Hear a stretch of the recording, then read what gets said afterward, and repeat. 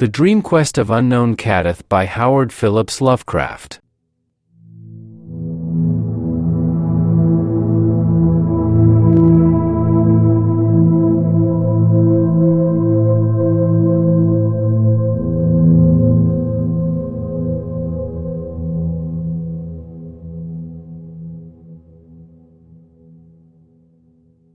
Part 1.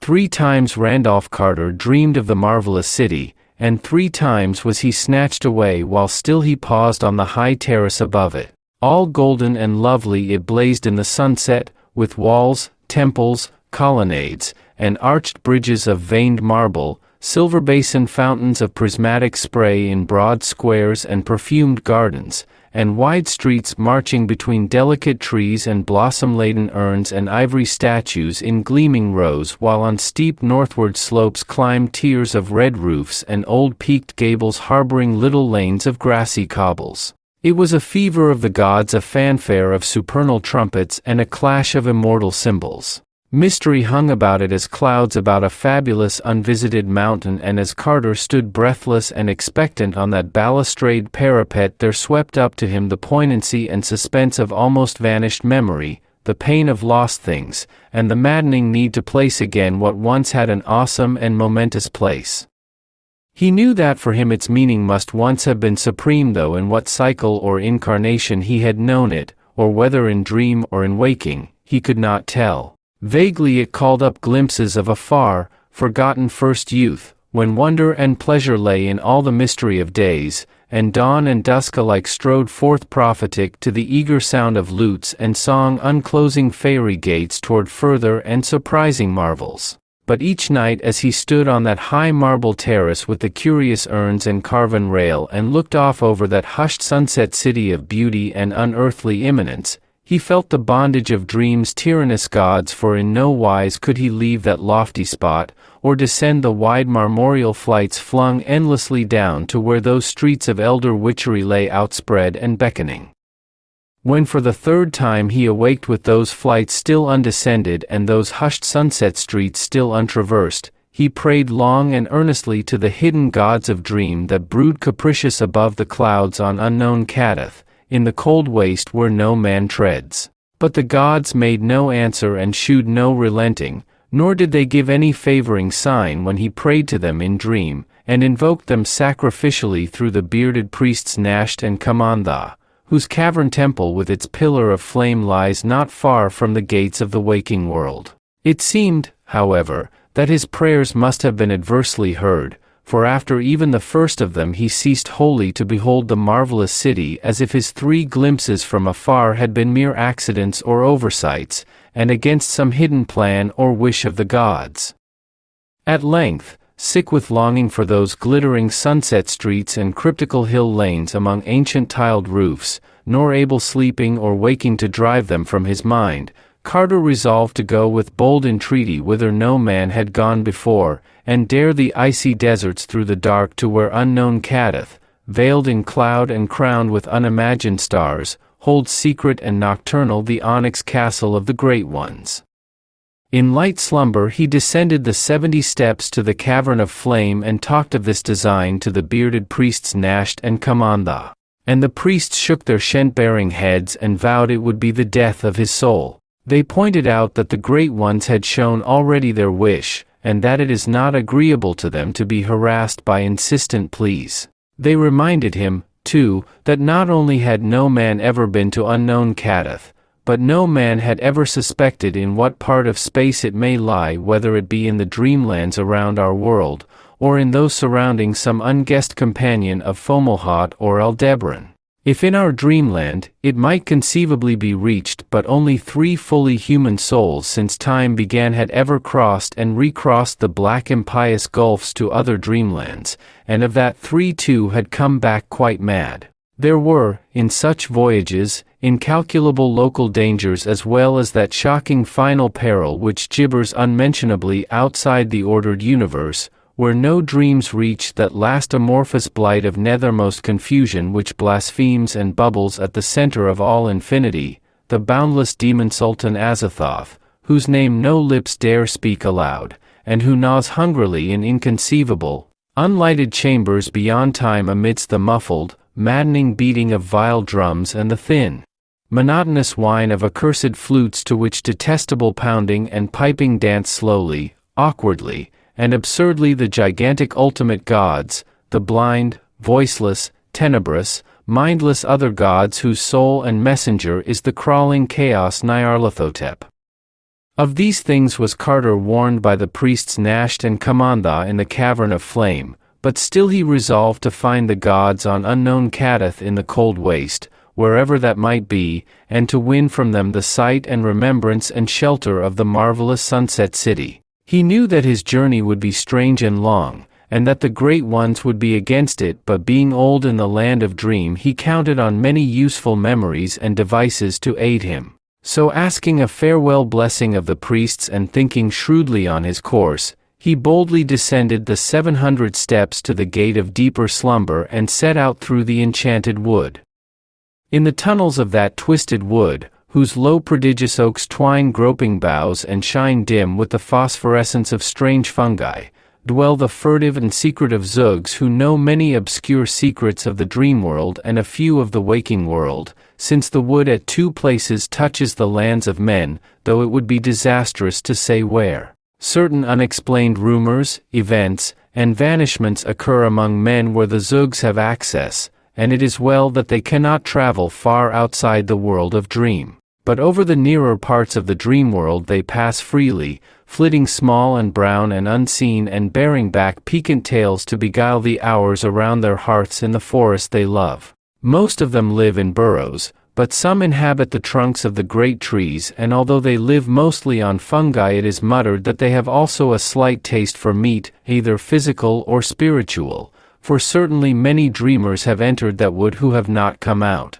Carter, however, had no fear, for he was an old dreamer and had learnt their fluttering language and made many a treaty with them, having found through their help the splendid city of Celephais in Uthnargai beyond the Tanarian hills, where reigns half the year the great king Kuranes, a man he had known by another name in life. Kuranes was the one soul who had been to the star gulfs and returned free from madness. Threading now the low phosphorescent aisles between those gigantic trunks, Carter made fluttering sounds in the manner of the Zugs, and listened now and then for responses. He remembered one particular village of the creatures near the center of the wood, where a circle of great mossy stones in what was once a clearing tells of older and more terrible dwellers long forgotten, and toward this spot he hastened. He traced his way by the grotesque fungi, which always seem better nourished as one approaches the dread circle where elder beings danced and sacrificed. Finally, the greater light of those thicker fungi revealed a sinister green and gray vastness pushing up through the roof of the forest and out of sight. This was the nearest of the great ring of stones, and Carter knew he was close to the Zug village. Renewing his fluttering sound, he waited patiently and was at length rewarded by an impression of many eyes watching him. It was the Zugs, for one sees their weird eyes long before one can discern their small, slippery brown outlines. Out they swarmed, from hidden burrow and honeycomb tree, till the whole dim-litten region was alive with them. Some of the wilder ones brushed Carter unpleasantly, and one even nipped loathsomely at his ear, but these lawless spirits were soon restrained by their elders. The council of sages, recognizing the visitor, offered a gourd of fermented sap from a haunted tree unlike the others, which had grown from a seed dropped down by someone on the moon, and as Carter drank it ceremoniously a very strange colloquy began. The Zugs did not, unfortunately, know where the peak of Kadath lies, nor could they even say whether the cold waste is in our dream world or in another. Rumors of the great ones came equally from all points, and one might only say that they were likelier to be seen on high mountain peaks than in valleys, since on such peaks they dance reminiscently when the moon is above and the clouds beneath. Then one very ancient Zug recalled a thing unheard of by the others and said that in Ulthar, beyond the river Sky, there still lingered the last copy of those inconceivably old Akkadic manuscripts made by waking men in forgotten boreal kingdoms and born into the land of dreams when the hairy cannibal Nafkes overcame many-templed Alatho and slew all the heroes of the land of Lomar. Those manuscripts, he said, told much of the gods, and besides, in Ulthar there were men who had seen the signs of the gods, and even one old priest who had scaled a great mountain to behold them dancing by moonlight. He had failed, though his companion had succeeded and perished namelessly. So Randolph Carter thanked the Zugs, who fluttered amicably and gave him another gourd of moontree wine to take with him, and set out through the phosphorescent wood for the other side, where the rushing sky flows down from the slopes of Lyrien, and Hatheg and Nir and Ulthar dot the plain. Behind him, furtive and unseen, crept several of the curious Zugs, for they wished to learn what might befall him, and bear back the legend to their people. The vast oaks grew thicker as he pushed on beyond the village, and he looked sharply for a certain spot where they would thin somewhat, standing quite dead or dying among the unnaturally dense fungi and the rotting mold and mushy logs of their fallen brothers. There he would turn sharply aside, for at that spot a mighty slab of stone rests on the forest floor, and those who have dared approach it say that it bears an iron ring 3 feet wide. Remembering the archaic circle of great mossy rocks, and what it was possibly set up for, the Zugs do not pause near that expansive slab with its huge ring, for they realize that all which is forgotten need not necessarily be dead, and they would not like to see the slab rise slowly and deliberately.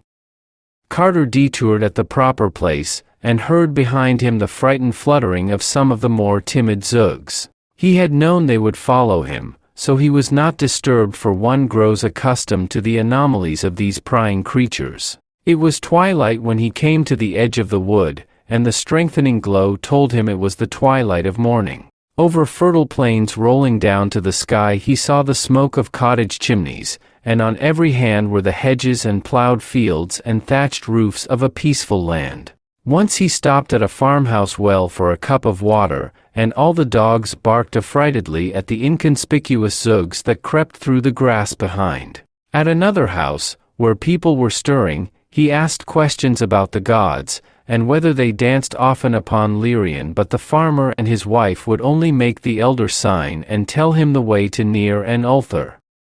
At noon he walked through the one broad high street of Nir, which he had once visited and which marked his farthest former travels in this direction, and soon afterward he came to the great stone bridge across the sky, into whose central pier the masons had sealed a living human sacrifice when they built it 1,300 years before. Once on the other side, the frequent presence of cats, who all arched their backs at the trailing Zugs, revealed the near neighborhood of Ulthar, for in Ulthar, according to an ancient and significant law, no man may kill a cat. Very pleasant were the suburbs of Ulthar, with their little green cottages and neatly fenced farms, and still pleasanter was the quaint town itself, with its old peaked roofs and overhanging upper stories and numberless chimney-pots and narrow hill streets where one can see old cobbles whenever the graceful cats afford space enough. Carter, the cats being somewhat dispersed by the half-seen Zugs, picked his way directly to the modest temple of the Elder Ones, where the priests and old records were said to be, and once within that venerable circular tower of ivied stone,